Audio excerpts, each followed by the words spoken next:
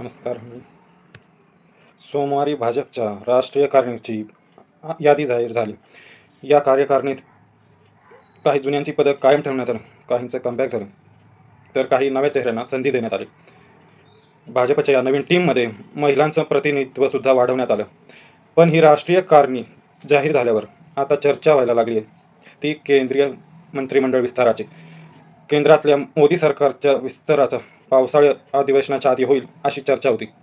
पण विद्यार्थी आंदोलन, धर्मेंद्र प्रधानांच्या राजीनाम्यावरून विरोधकांनी केलेल्या गदारोळ यामुळं मंत्रिमंडळ विस्तार झाला नाही. पण हा मंत्रिमंडळ विस्तार केव्हाही होऊ शकतो अशा चर्चा व्हायला लागल्या. पण केंद्रातच नाही तर राज्याचाही मंत्रिमंडळ विस्ताराचा जोरदार चर्चा व्हायला लागली. भाजपच्या राष्ट्रीय कार्यकारिणीची यादी जाहीर होण्याच्या काही वेळ आधीच मुख्यमंत्री देवेंद्र फडणवीसांनी दिल्लीत पंतप्रधान नरेंद्र मोदींची भेट घेतली. त्यामुळे या चर्चांना जास्तच वेग आला. पण यावेळी केंद्रात आणि राज्यात होणारा मंत्रिमंडळ विस्तार हा फक्त काही नव्या चेहऱ्यांना संधी देणारा किंवा काही जुन्या मंत्र्यांचा पट कापणारा असेल, की राजा कायम ठेवून दरबारातलं मंत्रिमंडळ पूर्णपणे बदललं जाईल अशाही चर्चा होत आहेत. यासाठी राज्यात आणि केंद्रात गुजरात मॉडेल भाजपकडून राबवलं जाईल असं म्हटलं जातं. या चर्चांमागची नेमकी कारणं काय? केंद्र आणि राज्यातल्या मंत्रिमंडळ विस्ताराबद्दल कोणते संकेत दिले जात आहेत पाहूयात या व्हिडिओमधून. नमस्कार, मी अक्षय. तुम्ही बघताय अक्षय बांधल यूट्यूब. सगळ्यात आधी मंत्रिमंडळ विस्ताराचा गुजरात पॅटर्न नक्की काय आहे हे समजून घेऊयात.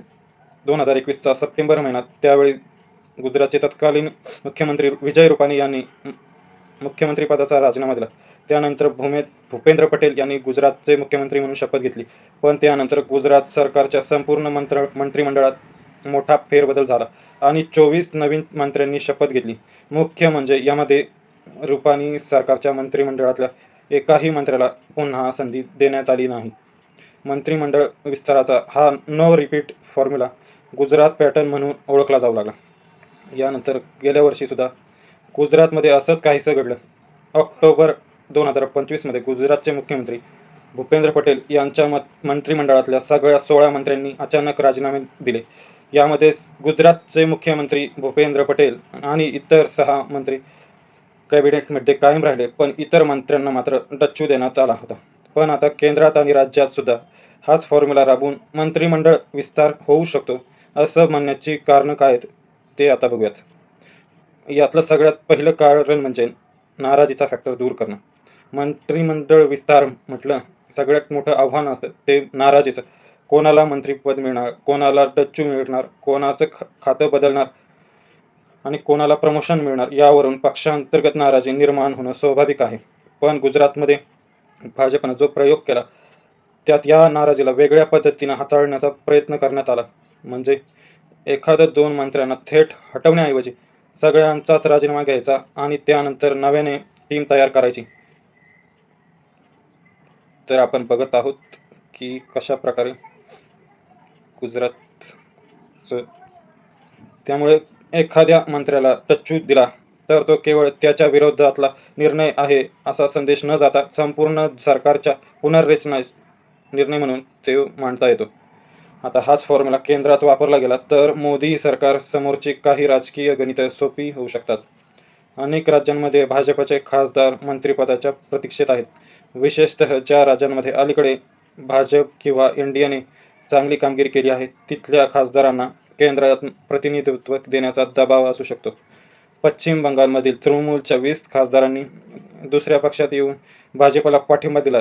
त्यामुळे त्यांचाही सन्मान करणं भाजपसाठी महत्त्वाचं आहे.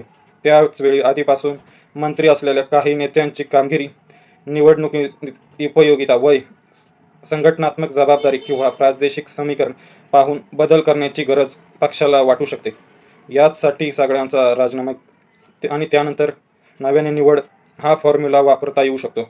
यात जुने मंत्रीही पुन्हा निवडले जाऊ शकतात आणि काहींना बाजूला करून नव्या चेहऱ्यांना संधी देता येते. म्हणजेच हा फक्त मंत्रिमंडळ विस्तार राहत नाही तर परफॉर्मन्स बेस रिशफल म्हणून त्याची मांडणी करता येते. हा फॉर्म्युला युती आघाडीच्या सरकारांमध्ये जास्त प्रभावीपणे ठरू शकतो. अशा सरकारांमध्ये जो पक्ष मोठा भाऊ असतो त्याची मंत्रिमंडळ विस्तारात महत्त्वाची भूमिका राहते. पण अशा वेळी जेव्हा मित्र पक्षातल्या मंत्र्यांचे पत्ते कापले जातात तेव्हा त्यांची नाराजी वाढू शकते. पण जर सगळ्याच पक्षांच्या मंत्र्यांना राजीनामे देऊन त्या जागी नवीन चेहऱ्यांना संधी मिळाली तर याकडे एक संरचनात्मक बदल म्हणून बघितलं जाऊ शकतं. सध्या केंद्रात आणि महाराष्ट्र सरकार हे याच पद्धतीने मित्र पक्षांसोबत सत्तेत आहे. केंद्रातलं मोदी सरकार गेल्या काही महिन्यांमध्ये ज्या प्रमाणात बॅकफूटवर गेले ते बघता आता भाजपला आपल्या मित्र पक्षांना सोबत ठेवणं सगळ्यात जास्त गरजेचं आहे. जर मंत्रिमंडळ विस्तारावरून मित्र पक्षांमध्ये नाराजी उफाळली तर ते भाजपला सध्या परवडणार नाही. महाराष्ट्रात सुद्धा शिंदेच्या शिवसेनेकडे सध्या 13 खासदार आहेत. हे खासदार केंद्रातल्या मोदी सरकारसाठी सगळ्यात जास्त महत्त्वाचे असल्यामुळे महाराष्ट्रात सुद्धा याच फॉर्म्युल्याप्रमाणे विस्तार केला जाण्याची अशा शक्यता वर्तवल्या जात आहेत. गुजरात फॉर्म्युलाप्रमाणे केंद्र आणि राज्यात मंत्रिमंडळ विस्तार होऊ शकतं असं म्हणण्यात दुसरं कारण म्हणजे जेनजी फॅक्टर. मंत्रिमंडळाचा विस्तार पक्षांतर्गत समीकरणं बदलण्यासाठी केला जात नाही तर सरकारची जनतेमधली प्रतिमा उंचावण्यासाठी सुद्धा केला जातो. सध्या देशात तरुणांमध्ये सरकार विरोधात नाराजीचा सूर आहे. विद्यार्थी आंदोलन, परीक्षा घोटाळा, रोजगार यांसारख्या मुद्द्यांवरून जेनझी पिढीमध्ये अस्वस्थता आहे. हीच अस्वस्थता धर्मेंद्र प्रधानांच्या राजीनाम्यावेळी मोठ्या प्रमाणावर उफाळून आली होती. जेनझींच्या या आक्रमक आंदोलनात विरोधकांना सुद्धा सरकारला धारेवर धरण्यासाठी मोठं बळ मिळालं होतं. हे तरुण ज्याप्रमाणे देशाचं भविष्य आहेत त्याचप्रमाणे ते आगामी काळात सत्तेचे भविष्य सुद्धा ठरवणार आहेत. त्यामुळे या तरुण मतदारांना सरकार विरोधी रोष कमी करणं हे सध्या केंद्रातल्या मोदी सरकारसमोरचं मोठं आव्हान आहे. त्यामुळे आगामी काळात या तरुण वर्गाला राजकीय प्रतिनिधित्व देणं हे भाजपसाठी महत्त्वाचं ठरू शकतं. याचा एक संकेत भाजपच्या नव्या राष्ट्रीय कार्यकारिणीतही दिसला. या टीममध्ये अनुभवी नेत्यांना कायम ठेवतानाच नव्या आणि तुलनेनं तरुण चेहऱ्यांना संधी देण्यात आली आहे. म्हणजेच संघटनेत नव्या पिढीला पुढे आणण्याचा प्रयत्न सुरू असल्याचं दिसून येत आहे. 2019ला जेव्हा मोदी सरकार दुसऱ्यांदा सत्तेत आलं होतं त्यावेळी मंत्रिमंडळातल्या मंत्र्यांचं सरासरी वय हे 61 वर्ष होतं. पण 2024च्या मोदी 3.0 मंत्रिमंडळात हे सरासरी वय 3 वर्षांनी कमी होऊन 58 वर्ष झालं होतं. त्यामुळेच हाच पॅटर्न मंत्रिमंडळ विस्तारात सुद्धा फॉलो होऊ शकतो. हीच गोष्ट महाराष्ट्रासाठी सुद्धा लागू होऊ शकते. महाराष्ट्रात सध्याच्या सत्ताधारी महायुतीत अनेक अनुभवी आणि ज्येष्ठ नेते आहेत.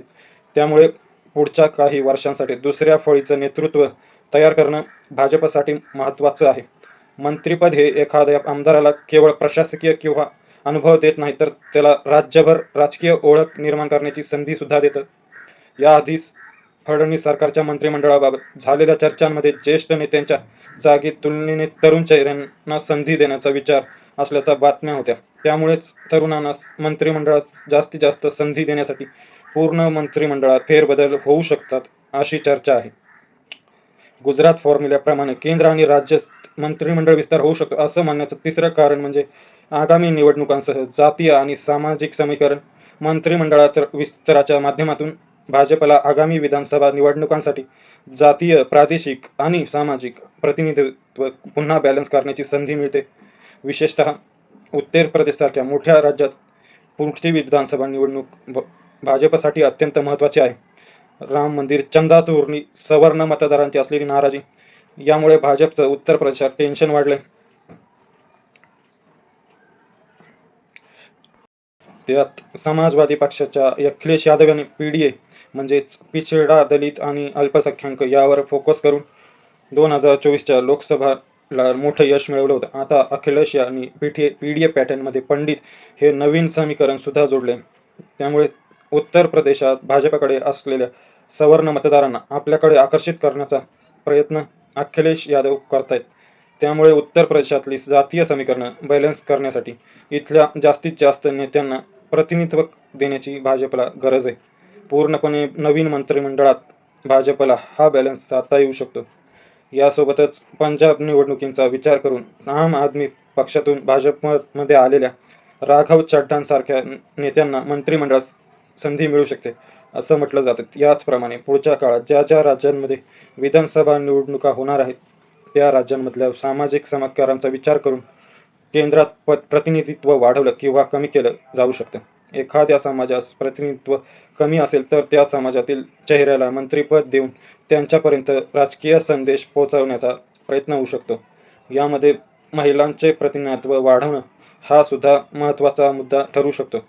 भाजपचा नव्या राष्ट्रीय कार्यकारिणीत महिलांना आधीपेक्षा अधिक प्रतिनिधित्व देण्यात आलंय.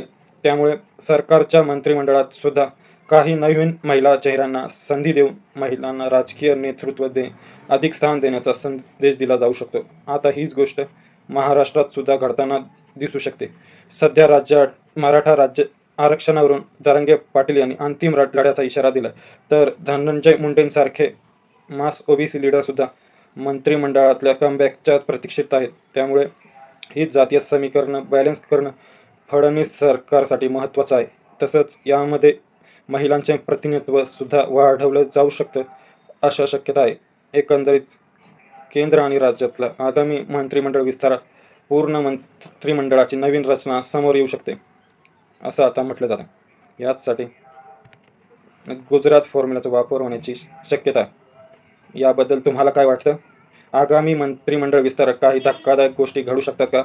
याबद्दल तुमच्या प्रतिक्रिया कमेंट करून नक्की सांगा. आणि अशाच माहितीपूर्ण व्हिडिओसाठी अक्षय बांदल यूट्यूब चॅनलला सबस्क्राईब करायला विसरू नका. धन्यवाद.